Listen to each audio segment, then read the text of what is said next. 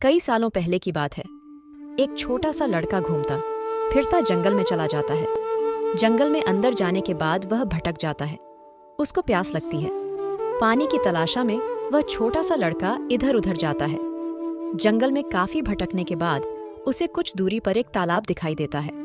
लेकिन जब वह तालाब के पास जाता है तो देखता है कि उसमें पानी नहीं था, लेकिन तालाब के पास ही एक झोपड़ी बनी हुई थी। उसने सोचा कि झोपड़ी में जाता हूँ, शायद कोई इंसान हो जो मुझे पानी पिलाकर मेरी प्यास बुझा दे। वह लड़का झोपड़ी के पास जाकर दरवाजा खटखटाता है तो अंदर से एक बुढ़िया आती है। बेटा, कौन हो तुम? क्या चाहिए तुम्हें? माँ, मैं जंगल में भटक गया हूँ और अब मुझे बहुत जोर से प्यास लगी है। पानी की तलाश में मैं यहाँ तक आ गया।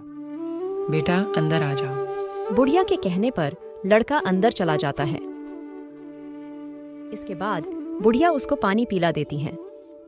अब मैं जंगल निकलने का रास्ता ढूंढता हूँ। अरे लड़के, रुक जाओ, रात होने वाली है। जंगल में घना अंधेरा है। खाना खाकर सो जाओ, सुबह चले जाना। लड़का पूरे दिन से जंगल में भटकने के कारण थक गया था। बुढ़िया रसोई में जाते हुए बुदबुदाती है कि आज कितने समय बाद इंसानी मांस खाने को मिलेगा। आज तो बहुत मजा आएगा।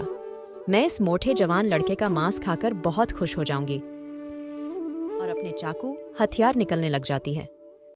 आप इसका क्या करोगी? हाँ, मैं एक चुड़ैल हूँ और आज तुम मेरा भोजन बनोगे। आज कितने दिनों बाद मैं इंसानी मांस खाऊंगी। लड़का डरने लगा। उसे जल्दी ही सब समझ आ गया। उसे कुछ समझ नहीं आ रहा था कि अब वो क्या करेगा। भाग सकता था और ना ही वहां रुक सकता था। तब उसमें मन ही मन एक युक्ति सूझी। वह चुड़ैल को उलझाना चाहता था। तुम चुड़ैल हो?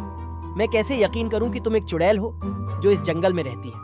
कुछ ऐसा करो जो चुड़ैल करती है। अपना सर और पांव उल्टा करके घूमने लगती है। यह साधारण सा जादू है जो कोई भी कर सकता है। यदि तुम एक सच्ची चुड़ैल हो तो चूहा बनकर दिखाओ। फिर चुड़ैल चूहा बन जाती है। फिर लड़के ने कहा, तुम चुड़ैल हो तो मेढक बनकर दिखाओ।